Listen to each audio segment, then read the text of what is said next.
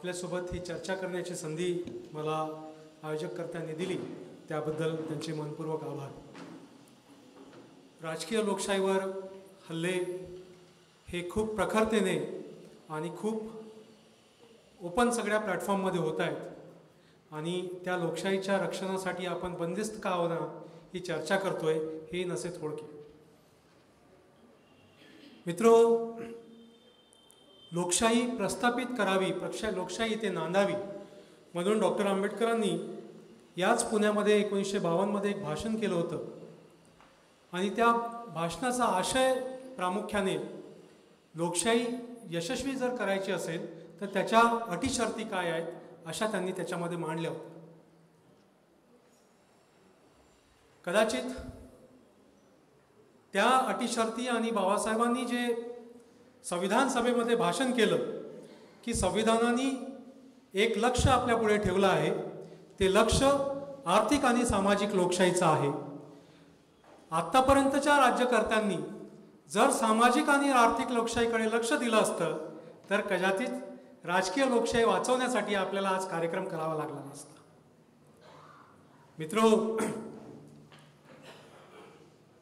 आज जी शक्ल आपल्याला दिसत आहेत किंवा जी हल्ले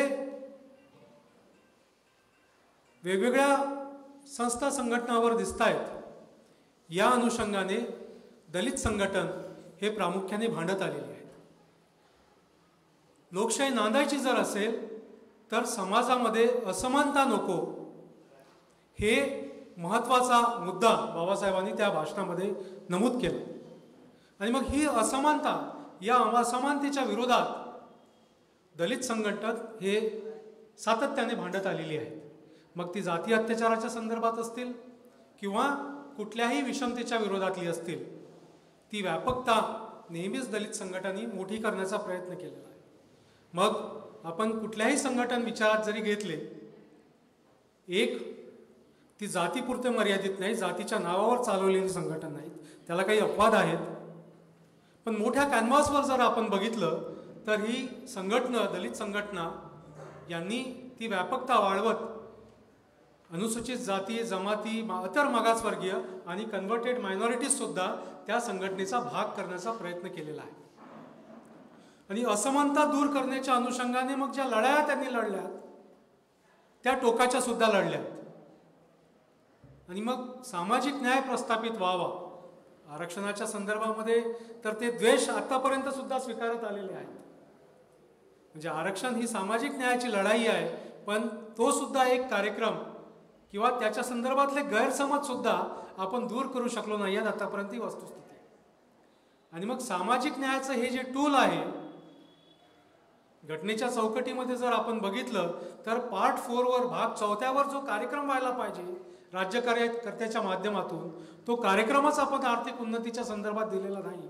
आणि म्हणून मग आरक्षणाच्या माध्यमातूनच फक्त प्रगती होऊ शकते अशी सगळ्यांची समज झाली.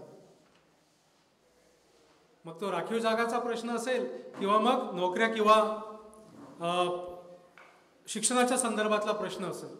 जातीच्या उतरंडीच्या संदर्भामध्ये मी तमन्नाताईचा फार आभारी आहे की त्यांनी बरंचसं सुलझवण्याचा प्रयत्न केला. बऱ्याच गोष्टी आपल्या पुढे मांडल्या आहेत. आता परत सेक्युलरमध्ये आपण उलझण्याचं सोडून दिलं पाहिजे आणि जातीच्या प्रश्नाकडे आपण लक्ष देण्याचा प्रयत्न केला पाहिजे. कारण सेक्युलरच्या कॅनव्हासमध्ये हे बरेचसे जातीचे प्रश्न आपण कार्पेट खाली टाकतो असा अनुभव राहिलेला आहे. आणि म्हणून मग मुसलमानातल्या जातीच्या संदर्भामधले जर प्रश्न उपस्थित केले की मग ते ब्लास्फेमीकडे केव्हा जातात आणि त्याच्या संदर्भामधले मग आणखीन वाद नवीन निर्माण होतात. पण तमन्नाताईंनी रंगनाथ मिश्रा कमिटी किंवा सच्चर कमिटी हे जे मुद्दे उपस्थित करून जे आपल्या पुढे मांडणी केली आहे ती आज इथली वास्तविकता आहे. म्हणजे ज्या ज्या धर्मामध्ये अनुसूचित जाती जमातीतून कन्व्हर्शन झालं त्या त्या धर्मांमध्ये किंवा त्या त्या समुदायामध्ये परिस्थिती आजही बिकट आहे असं आपल्याला दिसून येते. पण मुद्दा काय होतो की विषमता किंवा जात ही फक्त दलितांचीच समस्या आहे अशी आपली एक समजूत बनून जाते. आणि मग जातीच्या प्रश्नावर मांडणी करत जरी कोणी चांगल्या याच्याने जरी करत असला तरी त्याला जातीवादी ठरवण्याचं काम आपण करतो. म्हणजे जातीचा प्रश्न एखाद्या समुदायाने उपस्थित केला, एखाद्या राज्यकर्त्यांनी उपस्थित केला, एखाद्या पॉलिटिकल पार्टीने उपस्थित केला की जातीवादी ते आहेत असं आपण लेबल करतो. पण जात हा प्रश्न सगळ्यांवरच आपल्याला परिणामकारक करणारा आहे. नुसताच आपल्यावर नाही तर आपण काय एक्सपोर्ट चांगलं करतो हे आपल्याला माहीत नाही, पण जात आपण ही प्रत्येक देशात एक्सपोर्ट केलेली आहे. म्हणजे honour killing, so called honour killing, त्याच्यात हॉनर काय माहीत नाही, पण ते हॉनर किलिंग आपल्याला कॅलिफोर्नियामध्ये सुद्धा होताना दिसते. म्हणजे IT क्षेत्रात काम करणारं कपल कॅलिफोर्नियात जाते, सिलिकॉन व्हॅलीमध्ये काम करते. पहिला एक मुलगा होतो, दुसऱ्या मुलीच्या वेळेस आता ठीक झाले असतील आई बाबा म्हणून ते आपल्या आईवडिलांना तिकडे बोलावतात आणि गॅसोलिनचा वापर करून ते अख्खं कुटुंब उद्ध्वस्त केलं जातं. म्हणजे आजही आपण एकीकडे तमिळनाडू बघतो, तमिळनाडूतल्या ह्युमन डेव्हलपमेंट इंडेक्स याचं कंपॅरिझन आपल्याला मलेशिया किंवा सिंगापूर सोबत करता येते, पण आजही तमिळनाडूमध्ये मोठ्या प्रमाणात हॉनर किलिंग्स आहेत. आणि इतकंच नाही तर लोक तो खून झाल्यानंतर असं म्हणतात, आईवडील असं म्हणतात, my caste is greater than my daughter. बरं झालं खून झाला, आता गावं स्वच्छ झालं, अशी सुद्धा त्यांची भावना या सगळ्या याच्यामध्ये होते. आणि म्हणून मग या विषमतेच्या विरोधात, या सामाजिक न्यायाच्या अनुषंगाने दलित संघटन हे मोठ्या प्रमाणामध्ये लढताना आपल्याला दिसत आहेत. आणि जातीचा प्रश्न हा फक्त दलितांपुरता मर्यादित नाही, तो आता नुकता आपल्याला पण दिसून आला. राम मंदिराच्या उद्घाटनाला प्रधानमंत्री चाललेत आणि शंकराचार्यांच्या काय कॉमेंट्स आहेत तुम्ही सगळ्यांनी ऐकले. किंवा एखाद्या व्यक्तीविषयी कॉमेंट जर कुणी केलेत तर ते समुदायाच्या विषयात कसे कॉमेंट्स होतात याचे सुद्धा उदाहरणं आपण बघितली. मणिशंकर अय्यर काहीतरी बोललेत आणि मग अख्खा समुदाय नीच झाला असा त्याचा गवगवा केला गेला. म्हणजे जातीच्या संदर्भात कुठलंही भाष्य जर केलं तर ते सगळ्यांच्याच याच्या संदर्भात परिणामकारक ठरत आहे. म्हणून ते फक्त जातीच्या संदर्भातली दलितांपुरची समस्या नाही, तर ती आपल्या सगळ्यांची समस्या आहे आणि त्याच्यावर विचार आपण सगळ्यांनी करावा. कारण ते जर झालं नाही तर परत विषमतेच्या संदर्भामध्ये जर आपण या जाहीरनाम्यामध्ये विषमता दूर करण्याच्या संदर्भात काही मांडणी करत असू तर ते फक्त टोकनिझम होईल. आणि त्या टोकनिझमच्या पलीकडे जर आपल्याला जायचं आहे तर त्याचा आपण थोडासा विचार करणं गरजेचं आहे. म्हणजे दुसरं एक उदाहरण आपल्याला देता येईल की आता या स्पेशल सेशनमध्ये बऱ्याचशा खासदारांना निलंबित केलं गेलं आणि त्याची मिमिक्री केली गेली संसदेच्या बाहेर. तेव्हा ते कसं जाट समुदायाच्या विरोधात आहे असं स्वतः ज्यांची मिमिक्री केली गेली ते म्हणाले. म्हणजे ही जी मानसिकता आहे त्या मानसिकतेच्या संदर्भामध्ये कुठेतरी विचार व्हायला हवा. आणि आज जी परिस्थिती या सगळ्या माध्यमातनं जी आपल्या समोर येत आहे याच्यावर कोणी बोलायचंच नाही अशी भावना राज्यकर्त्यांच्या माध्यमातून बाळगली जाते. जर त्याच्यावर कोणी ब्रशब्द जरी काढण्याचा प्रयत्न केला, त्याच्या विरोधात जरी कोणी बोललं तर मग सगळ्या संस्था संघटनेचा वापर त्याच्या संदर्भात होत आहे. किंवा ज्या राष्ट्रीय संघटनेच्या डर्टी आर्मीज आहेत, जे स्वतः संघ करू शकत नाहीत, ते डर्टी आर्मीजच्या माध्यमातून करत आहेत. मग ते बजरंग दल असतील, विश्व हिंदू परिषद असेल, त्यांच्या माध्यमातून मार्जन आणि जोडण्याचा कार्यक्रम ते सामूहिकरित्या करतायत. नुसतं ते करतच नाही तर त्याचं प्रक्षेपण सुद्धा करतात. म्हणजे मग आदिवासींना विस्तार काय चारायची असेल, पुण्यामध्ये सुद्धा 3 वर्षापूर्वी एका दलित कामगारांना इटभट्टीच्या काम करणाऱ्या व्यक्तीला विष्ठा चारण्याचं काम इथे पुण्यात सुद्धा झालं. काही दिवसांपूर्वी आदिवासींच्या तोंडावर लघवी करण्याचं काम इथल्या लोकांनी केलं. पण ते पिक्चराईज करायचं, त्याचं ब्रॉडकास्ट करायचं, इतक्या घृणास्पद गोष्टी इथे झाल्या. आणि मग त्याच्या विरोधात जर कोणी काय बोलायचं असेल तर मग त्यांच्यावर सुद्धा मॉब लिंचिंग करण्याचा प्रकार आपल्याला मोठ्या प्रमाणात दिसतो. मग हे रोखण्यासाठीचे जे प्रयोजन होते संसदेमध्ये, विधिमंडळामध्ये किंवा नोकऱ्यांच्या माध्यमातून, हे थांबलं पाहिजे. ही परियोजना राखीव जागाच्या माध्यमातून होती की शेड्यूल कास्ट, शेड्यूल ट्राईब मधून जे प्रतिनिधित्व संसदेमध्ये गेलं आहे त्या लोकांनी याच्यावर भाष्य करावं, हे अत्याचार रोखावेत. पण आपल्याला जे काही अनुभवायला मिळत आहे ते फारच विचित्र आहे. मत करो चुलबुल नहीं मिलेगा तिळगुळ, मत करो मोदी से पंगा नहीं तो कर देंगे नंगा, अशी भाषा किंवा अशा कविता आपल्याला संसदेमध्ये ऐकायला मिळतात. काम काय होतं या प्रतिनिधित्व, की यांनी हे अत्याचार थांबले पाहिजेत,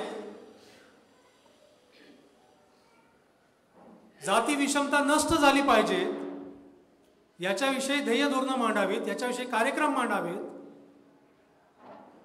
जी काही हत्या किंवा अत्याचार या देशामध्ये होत आहेत ते रोखण्याच्या अनुषंगाने ज्या पार्लमेंटरी कमिटीज आहेत त्या पार्लमेंटरी कमिटीजमध्ये प्रतिनिधित्व करावं. जी काही चौकट किंवा कायदे निर्माण झाले आहेत या संविधानाच्या अंतर्गत त्या कायद्याची अंमलबजावणी होत आहे की नाही ते पाहावं. पण काय ऐकतो आपण संसदेमध्ये, मत लो मोदी से पंगा नहीं तो कर देंगे नंगा. बरं, हे फक्त राजकीय प्रतिनिधित्व करत नाहीत, तर बाबासाहेबांना असं वाटत होतं की या समाजातल्या लोकांनी मोक्याच्या आणि माऱ्याच्या जागा पटकावल्या पाहिजेत. आणि जे अधिकारी म्हणून नेमण्यात आलेले आहेत त्या अधिकाऱ्यांनी या कायद्याच्या अंमलबजावणीवर काम करावं. पण तसं सुद्धा फार कमी होताना आपल्याला दिसतं. म्हणजे बऱ्याचदा जाती अत्याचाराच्या प्रश्नावर ज्या काही दलित संस्था संघटना काम करत आहेत त्या संस्था संघटनांना त्या कायद्याच्या अंमलबजावणीचे नोडल ऑफिसर कोण आहेत हे सुद्धा माहीत नसतं. आणि नोडल ऑफिसर सुद्धा कधी त्या ठिकाणी जात नाहीत. म्हणजे आत्ता आपण नांदेडचं जर प्रकरण बघितलं, नांदेडमध्ये बाबासाहेबांची जयंती साजरी केली म्हणून खून झाला. आत्ता काही दिवसापूर्वी मागच्या महिन्यामध्ये रामटेकला एक मंदिर आहे, त्या मंदिरावर एक दलित आणि मुसलमान गेला म्हणून एक दलितांचा खून झाला. मुस्लिम फार आजारी होता, वाचलाय त्याच्यातनं.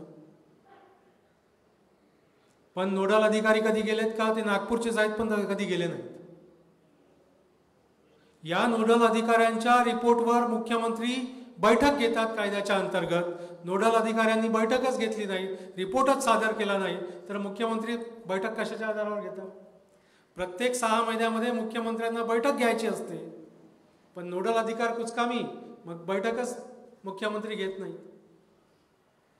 म्हणजे सामाजिक न्यायाच्या अनुषंगाने जे काही कायदे विधिमंडळामध्ये किंवा संसदेमध्ये तयार झालीत ते कायदे आणखी भक्कम कसे होतील, त्याची अंमलबजावणी कशी होईल, याचे राज्यकारणी पण जे राखीव जागेतून गेलेत ते चर्चा करत नाहीत.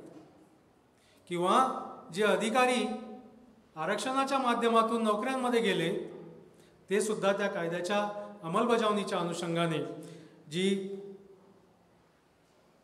व्यवस्था आहे त्या व्यवस्थेवर काम करताना आपल्याला दिसत नाही. दुसरं,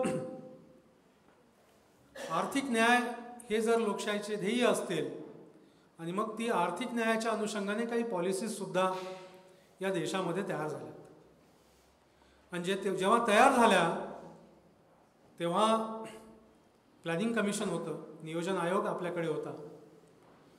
आणि नियोजन आयोगाचे तत्कालीन सेक्रेटरी असं म्हणाले की आम्ही अशा योजना तयार केल्या आहेत की येत्या 5 वर्षात अनुसूचित जाती जमाती आणि इतर जो समूह आहे याची आर्थिक दरी आम्ही दूर करू. म्हणजे हे कार्यक्रम सुरू झालेत 1980 मध्ये. आदिवासींच्या संदर्भातला हा कार्यक्रम त्याच्या काही वर्ष आधी सुरू झाला होता. आणि नियोजन आयोगाचे सेक्रेटरी असं बोललेत की आम्ही हे 5 वर्षात आर्थिक दरी दूर करू. पुढे 2005 मध्ये ते प्रधानमंत्री होते आणि नॅशनल डेव्हलपमेंट काउन्सिलची त्यांनी बैठक घेतली. त्या बैठकीमध्ये परत ते असं बोललेत की या योजनांमध्ये आपण आमूलाग्र बदल केला पाहिजे आणि येणाऱ्या 10 वर्षात ही आर्थिक विषमता कशी दूर होईल याच्यासाठी प्रयत्न केला पाहिजे. आणि आत्ता जर आपण ऑक्सफॅमचा रिपोर्ट बघितला तर ऑक्सफॅमचा रिपोर्ट असं सांगतो की ब्रिटिश भारतात जी आर्थिक विषमता नव्हती ती आर्थिक विषमता आज आपल्या देशात आहे.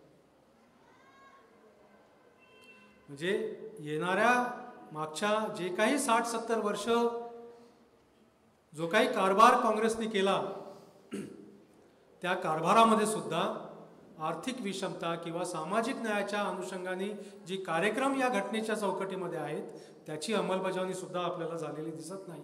आणि या अंमलबजावणीच्या अनुषंगाने ज्या दलित संघटनांनी किंवा राखीव जागेच्या प्रतिनिधित्वातून जे चेक्स ठेवायला पाहिजे होती ते सुद्धा आपल्याला पाहिजे त्या स्वरूपामध्ये दिसत नाहीत. काही अंशी त्यांनी तो कारभार केला. पार्लमेंटरी कमिटीजचा जर आपण रिपोर्ट बघितला तर त्या काही अंशी आपल्याला दिसतं. पण अल्पमतावर बहुमतवाल्यांचं कारभार नाही झाला पाहिजे, त्यांना दाबलं नाही गेलं पाहिजे, या संदर्भामध्ये जी काही अपेक्षा बाबासाहेबांनी व्यक्त केली होती ती मात्र पुरेशी होताना आपल्याला इथे दिसत नाही. आणि त्या निमित्तानं जेव्हा आपण याचा विचार करतो तेव्हा प्रतिनिधी निवडताना आपण तो प्रतिनिधी फक्त विधिमंडळामध्ये किंवा पार्लमेंटमध्ये जाऊन जांभळा घालणारा नसावा, तो काम करणारा असावा याची दक्षता आपण मतदान म्हणून घेतलं पाहिजे. आणि जे मुद्दे सामाजिक आणि आर्थिक न्यायाच्या अनुषंगाने आहेत त्याच्यावर तो आपल्या मॅनिफेस्टोमध्ये आणला पाहिजे. कारण आर्थिक न्यायाच्या संदर्भामध्ये फक्त धोरण आपल्या देशामध्ये आहेत. काही राज्यांनी तसे कायदे केलेत, तेलंगणाने तसा कायदा केला. त्याचं एक मी उदाहरण देतो आणि मी पुढच्या मुद्द्याकडे जातो. उदाहरणार्थ आपल्याकडे दादासाहेब गायकवाड सबलीकरण स्वाभिमान योजना आहे. ही योजना जर तुम्ही घ्यायसाठी सामाजिक न्याय विभागात केलात तर तुमचं सबलीकरण होणार की नाही माहीत नाही, पण तुमचा स्वाभिमान गळून पडल्याशिवाय राहणार नाही. इतक्यांदा खेटा माराव्या लागतात. आणि याच योजनेचं कंपॅरिझन जर आपण तेलंगणातल्या योजनेसोबत केलं तर आपल्याला असं दिसेल की तेलंगणा या योजनेच्या अंमलबजावणीसाठी साधारणतः 1,500 ते 2,000 कोटी देते आणि महाराष्ट्र फक्त 170 कोटी 128 कोटी देतो. आणि तिथे योजना ती राबवताना ती महिलेच्या नावाने 3 एकर जागा देते. इथे जागा वाटप करण्यासाठी सामाजिक न्याय काही रक्कम देते, जागा देत नाही, जमीन देत नाही. हो, सामाजिक न्याय विभागाने कशाला अट्टहास करावा की ही योजना आम्हीच चालवतो. जमिनीचा व्यवहार आहे. रेव्हेन्यू डिपार्टमेंटला चांगल्या पद्धतीनं माहीत आहे की जमीन कुठे उपलब्ध आहे. ती योजना राबवू द्या रेव्हेन्यू डिपार्टमेंटला. पण तसं सामाजिक न्याय विभाग करत नाही आणि म्हणून त्या योजनेची अंमलबजावणीच आपल्याला झालेली नसते. म्हणून जर 5,000 जरी लाभार्थी आपण काढतो म्हटलं तरी आपल्याला या योजनेचे लाभार्थी दिसणार नाही. आणि मोठ्या प्रमाणामध्ये लाभार्थी घेऊन भाजपा येत आहे आपल्याकडे. वन ऑफ द नॅरेटिव्ह भाजपाचं जे आहे ते लाभार्थ्यांचं आहे की हमने इतने लोगों को उज्ज्वला योजना दी है, हमने इतने लोगों को आवाज दिया है. पुणे महानगरपालिका आणि पिंपरी चिंचवड महानगरपालिकेचे रमाई घरकुल योजनेचा खर्च झाला का ते बघा, तर खर्चच झालेला नाही आहे. पण या अनुषंगाने ज्या काही संस्था संघटना काम करतात घरकुलाच्या प्रश्नावर, घरांच्या प्रश्नावर, मात्र याचा ॲनालिसिस आपण करत नाही. आणि ते जर आपण करू लागलो तर हे जे लाभार्थी मोठ्या प्रमाणात भाजपा आपल्या पुढे घेऊन येत आहे त्याच्यावर आपल्याला नक्कीच भाष्य करता येईल. तेव्हा तेलंगणाने जसा कायदा केला महाराष्ट्राने सुद्धा तसा कायदा करावा, केंद्राने सुद्धा तसा कायदा करावा, ही मागणी आपल्या जाहीरनाम्यामध्ये जर आली तर मोठ्या प्रमाणामध्ये दलितांचा जो राखीव निधी आहे दलितांना आणि आदिवासींना मिळेल. पण मोठी अडचण 2014 सुद्धा मोंटेक सिंग अहलुवालिया, मोहन गोपाल आणि बरेचसे जे काही काँग्रेसचं सो कॉल्ड थिंक टँक आहे, या थिंक टँककडनं मोठ्या प्रमाणात या कायद्याच्या अंमलबजावणीसाठी किंवा कायदा करण्यासाठीच रोकथाम झाला.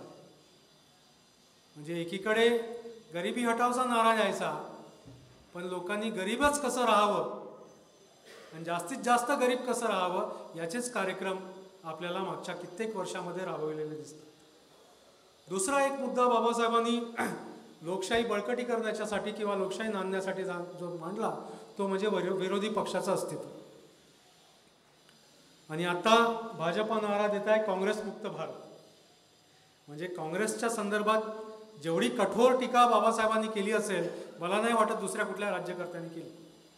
What Congress and Gandhi done to untouchables हा एक तर प्रबंधच त्यांनी लिहिला आणि बरीचशी आकडे त्यांनी त्या पुस्तकामध्ये दिलेली आहे. काँग्रेस हे जडतं घर आहे असं भाषण सुद्धा त्यांनी केलं. पण अशा स्वरूपाचं मांडणी आंबेडकरी चळवळीमध्ये किंवा दलित संघटनांच्या माध्यमातून झालेली नाही. ते विरोधी पक्षामध्ये आवाज आपला उठवू शकले आहेत की नाही याच्याविषयी चर्चा होऊ शकेल, पण विरोधी पक्षच राहावा नाही अशी मांडणी तरी कुठे झालेली नाही आहे. पण आता ज्या पद्धतीनं मांडणी भाजपा करताय ते लोकशाहीसाठी फार चांगलं नाही. आपण जर बाकीचे राष्ट्र बघितले तर बाकीच्या राष्ट्रांमध्ये विरोधी पक्षाला जास्त महत्त्व आपल्याला दिसतं. किंबहुना निवडणुका लढाव्यात म्हणून सगळ्याच पक्षांना तिथलं गव्हर्नमेंट हे पैसा देतो आणि निवडणुका जर समान क्षमतेचे लोक असतील तर लढल्या जाऊ शकतात. पण आज आपण जर पॉलिटिकल स्ट्रक्चर बघितले किंवा पक्ष बघितले तर समान क्षमतेचे पक्षच आपल्याकडे नाही असं दिसून. भाजपाकडे जो निधी उपलब्ध आहे तो अख्खी इलेक्शनची मशिनरी विकत घेऊ शकतो असं स्वरूप आज भाजपाचं झालेलं आहे किंवा इतक्या मोठ्या प्रमाणात निधी तिथे उपलब्ध आहे. म्हणजे आपल्या देशामध्ये एक इलेक्ट्रोल ट्रस्ट नावाचं मेकॅनिझम आहे ज्याच्या माध्यमातून राजकीय पक्षांना निधी दिला जातो. बऱ्याचदा आपल्या मतदारांना या संदर्भातली कल्पना नसते की इलेक्ट्रोल ट्रस्ट नावाची ट्रस्ट असते ज्या ट्रस्टचं ऑब्जेक्टिव्ह असतं की to collect funds for political party and 90% of the amount has to be donated to political party. प्रत्येक वर्षी त्यांनी जो निधी जमा केला आहे तो 90% निधी हा इलेक्ट्रोल ट्रस्टच्या माध्यमातून पॉलिटिकल पक्षाला द्यायचा असतो आणि 10% त्यांच्या ॲडमिनिस्ट्रेटिव्ह कॉस्ट असते. या इलेक्ट्रोल ट्रस्टच्या तुम्ही देणग्या बघा आणि त्यांचा निधी कुठे चाललाय ते सुद्धा बघा. आता ही जी थोडी बहुत ट्रान्सपरन्सी होती म्हणजे एक तर गव्हर्नमेंट निधी आपल्याला राजकीय पक्षांना निधी देत नाही आहे. बाकीच्या प्रगल्भ लोकशाहीमध्ये गव्हर्नमेंट किंवा लोकांच्या माध्यमातून तो निधी दिला जातो. आपल्याकडे तशी तरतूद नाही आहे. आपल्याकडे इलेक्ट्रोल ट्रस्टची तरतूद आहे. पण त्याच्या जरी आपण निधी वाटपाच्या संदर्भात जर बघितलं तर भाजपाला मोठ्या प्रमाणात आपल्याला निधी दिसतो आहे. आणि आता तर इलेक्ट्रोल बॉन्ड्स जे आलेत त्यांनी तर कुठे कुणाला पैसा दिला याचं काहीच माहिती नाही. तेव्हा विरोधी पक्ष बळकट करण्याच्या अनुषंगाने जे काही मेकॅनिझम आपल्या देशामध्ये आहे ते मेकॅनिझमच नष्ट करायचं, विरोधी पक्षच नष्ट करायचा हा एक जो कार्यक्रम भाजपाने चालवला आहे तो अत्यंत गंभीर आहे आणि विरोधी पक्ष असावेत, अस्तित्वात असावेत हे लोकशाही बळकट करण्यासाठी महत्त्वाचं आहे. तिसरा जो एक मुद्दा बाबासाहेब जो सांगतात तो म्हणजे कायदा आणि प्रशासन या संदर्भात सर्वांना सारखी समानता. जुन्या इमारतीच्या किंवा जुन्या सोयीच्या उद्घाटनामध्ये काल जो प्रकार पुण्याच्या ससून हॉस्पिटलमध्ये झाला आणि जे काही कृत्य झालं त्याच्यावर तोच न्याय होईल का हा एक प्रश्न आहेच. तो सामान्यपणे आपल्याला सर्वश्रुत आहे. पण मी काही स्ट्रक्चरल मुद्द्याच्या संदर्भामध्ये आपल्यापुढे मांडणी करणार. म्हणजे बऱ्याच ज्या संस्था शिक्षणाच्या प्रश्नावर काम करतात त्यांना असं वाटतं की राईट टू एज्युकेशनचा कायदा आला म्हणजे आता सर्वांना शिक्षण मिळेल. पण या कायद्याच्या थोडंसं जर आपण क्रिटिकल ॲनालिसिसमध्ये गेलं तर आपल्याला असं दिसेल की the law itself is discriminatory by design. तो मुहूर्ताच भेदभाव करणार आहे. म्हणजे एकीकडे जर आपण केंद्रीय विद्यालय बघितले, एकीकडे जर आपण जवाहर विद्यालय बघितले, तर या सगळ्या केंद्रीय विद्यालयामध्ये प्लेग्राऊंड आहे, लॅबॉरेटरीज आहेत, लायब्ररी आहेत, आगाऊचे शिक्षक आहेत. म्हणजे कोणी शिक्षक जर सुट्टीवर असेल तर वर्गाला कुलूप लावायची गरज नाही. पण जर राईट टू एज्युकेशनच्या अंतर्गत आपण शाळा बघितल्या तर त्या 2 खोल्याच्या शाळा आहेत. एका खोलीमध्ये पहिलीतला विद्यार्थी आहे, दुसरीतलाही आहे, तिसरीतलाही आहे. या कायद्याच्या अंतर्गत 270 दिवस 200 दिवस शिकवण्याची तरतूद आहे. शाळेत पण 2च मास्तर आहे. ॲडमिनिस्ट्रेटिव्ह कामासाठी त्यांना कितीदा तरी तलाठ्याच्या किंवा BDOच्या किंवा बाकी शासकीय कामासाठी बाहेर जावं लागतं. त्यांचं एक रेजिस्टर असतं, हलचल रेजिस्टर. ते हलचल रेजिस्टर आपण जर बघितलं तर या 220 दिवसापैकी 70-80 दिवस तर ते बाहेरच असतात आणि शासकीय कामासाठी असतात. मग उरतात 150 दिवस. 5 वर्गातले विद्यार्थी तिथे आहेत.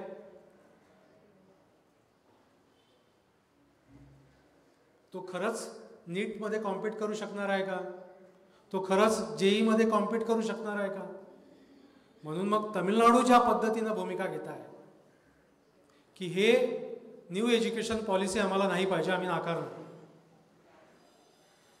ती भूमिका मात्र याच्या पूर्वीचं जे सरकार होतं, महाविकास आघाडीचं जे सरकार होतं, त्या महाविकास आघाडीच्या सरकारने घेतलेली नाही.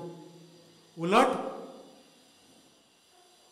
या नवीन शिक्षण धोरणाच्या अंतर्गत जी प्रायमरी एज्युकेशनच्या इम्प्लिमेंटेशनसाठी जी नवीन एक पॉलिसी बनली किंवा नवीन एक सार्थक नावाचं डॉक्युमेंट बनलं, त्याची अंमलबजावणी कशी व्हावी याच्यासाठी या महाविकास आघाडीच्या सरकारने समिती गठीत केली. म्हणजे एकीकडे तुमच्या अलायन्सचे पार्टनर ही भूमिका घेत आहेत की हे नवीन शिक्षण धोरण आम्हाला नको आहे, आणि तुम्ही भूमिका घेताय की त्याची अंमलबजावणी कशी करायची. तर हा विरोधाभास. दुसरं, जर आपण पुण्यासारख्या शिक्षणाचा माहेरघर असलेल्या पुण्याचं जर आपण उदाहरण घेतलं याच कायद्याच्या अंतर्गत, तर आपल्याला असं दिसेल, हो संपवतो सर 2 मिनिटं. पुण्यामध्ये 318 महानगरपालिकेच्या शाळा आहेत. यातल्या फक्त 4 शाळा 12वी पर्यंत आहेत, 12 शाळा 10वी पर्यंत आहेत. आणि पुण्यातले 65% शेड्यूल कास्टचे विद्यार्थी महानगरपालिकेच्या शाळेत शिकतात. राईट टू एज्युकेशनच्या अंतर्गत शिक्षणाची सर्व जबाबदारी स्थानिक स्वराज्य संस्थेला आहे. आणि स्थानिक स्वराज्य संस्था आमचं कर्तव्य फक्त फवारणीपुरतं मर्यादित आहे, आम्हाला हॉस्पिटल चालवायची गरज नाही असं बोलून मोकळे. म्हणजे हॉस्पिटल आम्हाला चालवायची गरज आहे का? नाही, पब्लिक हेल्थ आमचा विषय आहे, आम्ही फवारणी करू, संपलं आमचं काम. असंच शिक्षणाच्या संदर्भात झालं. तर हे जे स्ट्रक्चरल डिस्क्रिमिनेशन आहे, म्हणजे एकीकडे आपण बघतो की कायद्याच्या अंमलबजावणीत ते झालं पाहिजे, पण असं स्ट्रक्चरल डिस्क्रिमिनेशन मोठ्या प्रमाणात आहे. दुसरं एक उदाहरण आहे ग्राम न्यायालय ॲक्ट. 2009 मध्ये ग्राम न्यायालय ॲक्ट आला. आणि ग्राम न्यायालय ॲक्ट असं म्हणतो की डिस्ट्रिक्ट न्यायालयामध्ये जर तुम्हाला तुमच्या निकालाचा निवाडा लागला असेल, निकाल लागला असेल, तर तुम्हाला अपीलचा अधिकार नाही. आणि या ग्राम न्यायालयाच्या ॲक्टच्या अंतर्गत प्रोटेक्शन ऑफ सिव्हिल राईट्स ॲक्टची तरतूद आहे. नाव protection of civil rights act हे फंडामेंटल राईट्समधून येतं. फंडामेंटल राईट्समध्ये आर्टिकल 32 तुम्हाला असं सांगतं की तुमच्या जर फंडामेंटल राईट्सचा हनन झाला असेल तर आर्टिकल 226चा वापर करून तुम्ही हायकोर्टात जाऊ शकता, आर्टिकल 32चा वापर करून तुम्ही सुप्रीम कोर्टात जाऊ शकता, आणि ग्राम न्यायालय ॲक्ट म्हणतं की तुम्ही अपील करू शकता.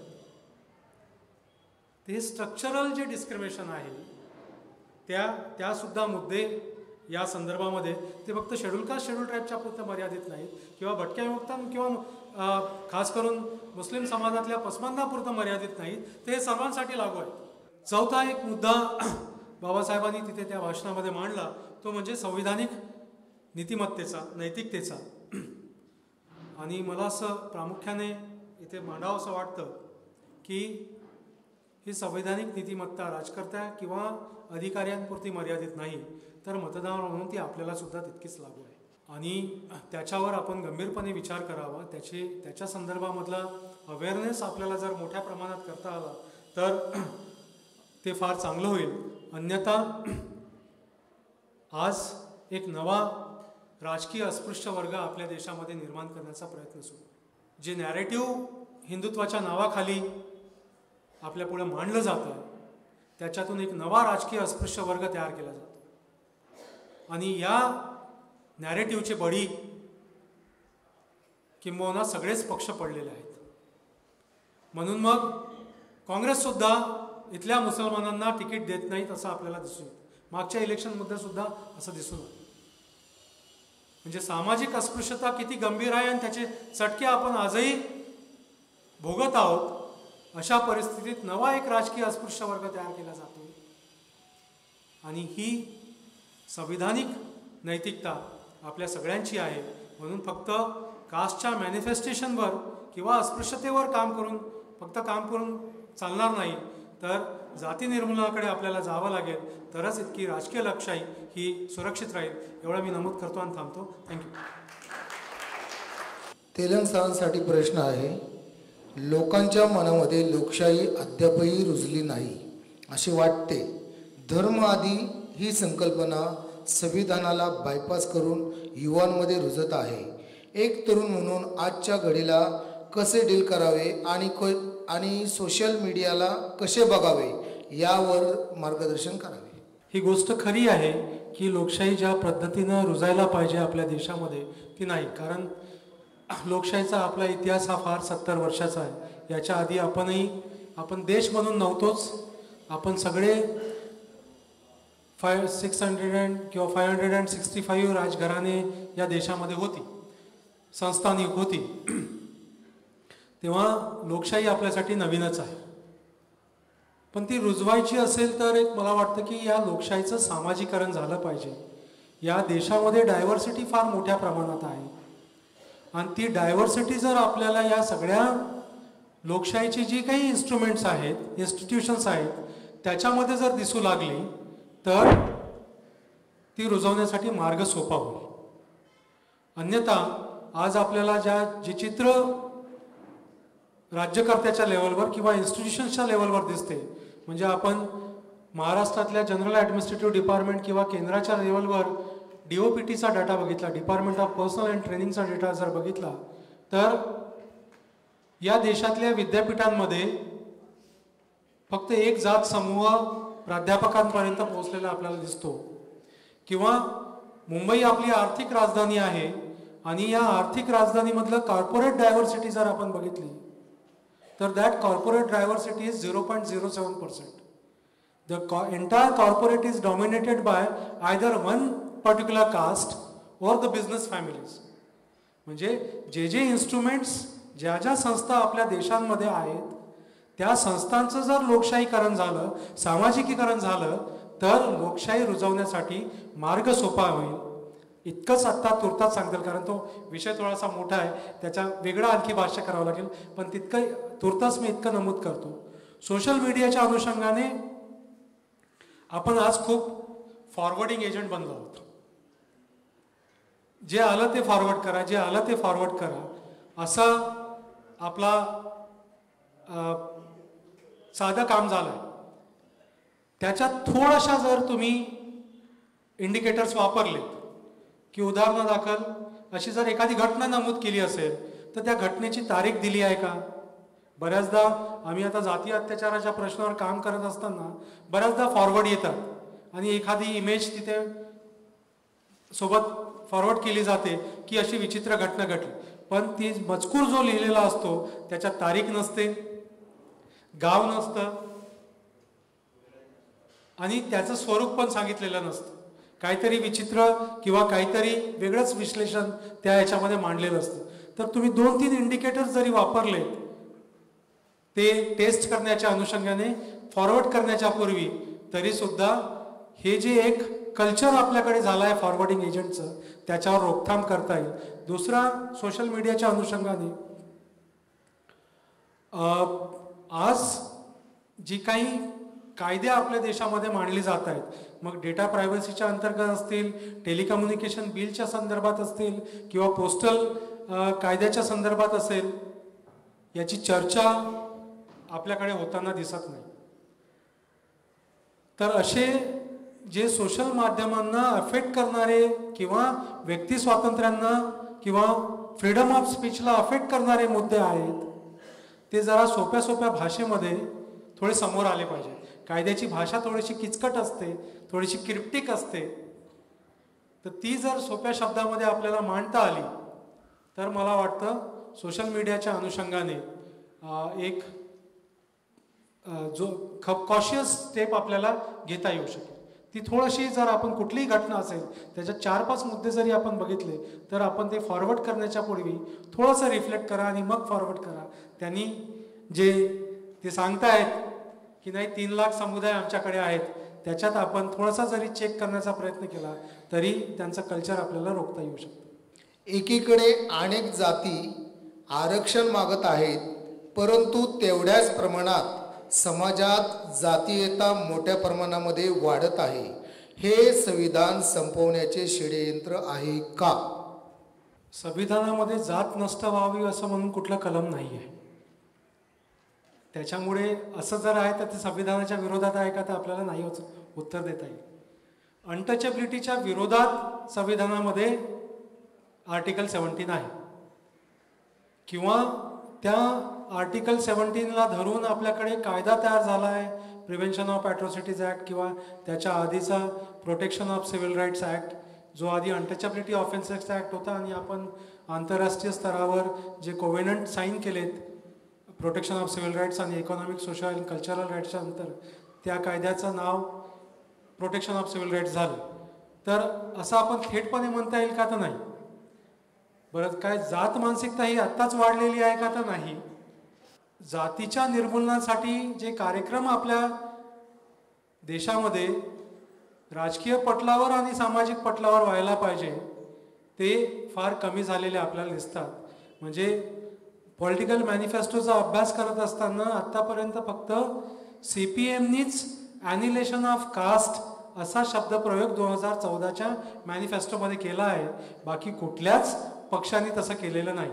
पण ते फक्त उल्लेख म्हणून आहेत, कार्यक्रम म्हणून आहेत का, तर तसंही नाही. राईट.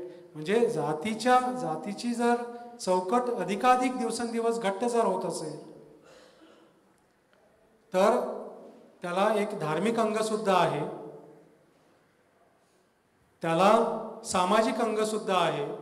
आणि आज आरक्षण मागत असताना जसं मी म्हणालो की या देशाच्या आर्थिक उन्नतीसाठी, या देशाच्या विकासासाठी शेड्यूल किंवा पार्ट 4 मध्ये जे कार्यक्रम संविधान सुचवते त्या कार्यक्रमावरच बेसिकली राज्यकर्त्यांनी काम केलेलं नाही आहे.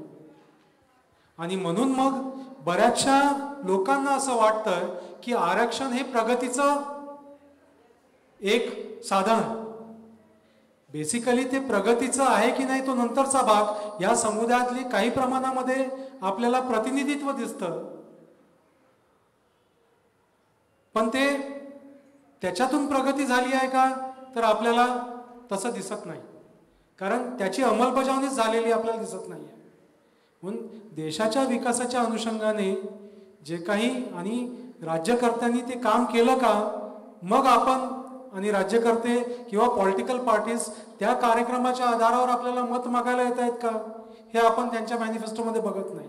मग आपण मग कशाला देतो, तर नाही मंदिर वही बनाएंगे. म्हणजे एवढं त्याला गॅल्वनाइज केलं जातं त्या सगळ्याला. आणि मग जे विकासाचे कार्यक्रम असतील ते फक्त स्लोगनपुरते मर्यादित राहतात, सबका साथ सबका विकास. पण वस्तुस्थिती अशी आहे की या देशातल्या सगळ्या संस्था 2 जण विकत आहेत आणि 2 जण विकत घेत आहेत. आणि त्याला आपण विकास म्हणतो. आणि आपण शिक्षण क्षेत्रामध्ये बजेटचा थोडासा अभ्यास केला तर आपल्याला दिसेल की स्टेट्स जे आहेत, राज्य जे आहेत, ते केंद्रापेक्षा कितीतरी पटीने पैसा खर्च करतात. आणि जसं तमन्ना दिदी म्हणाल्या की माणूस एखादा मेगालोमेनियक झाला की आपल्याला सगळीकडे बघत असतो, तशी ती वृत्ती आहे. आणि याच्यापूर्वी सुद्धा राजकारणामध्ये याच्यापेक्षा ताकदीची माणसं होती.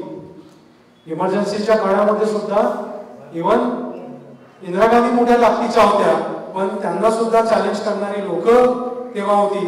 बाबू जगजीवन राम यांनी सुद्धा त्या काळामध्ये राजीनामा फेकला काँग्रेसच्या समोर आणि दुसरा एक आपला एक पक्ष काढण्याचा प्रयत्न केला. ती ताकद त्या सगळ्या राज्यकर्त्यांनी उभी केली होती, पण त्याच्या मागे मतदार हा सुद्धा भक्कमपणे उभा होता. पण आपली एक अशी समजूत झाली आहे, राजकारण हे वाईट आहे आणि या समजुतीमुळे हा फार मोठा धोका आपल्यापुढे निर्माण होतो.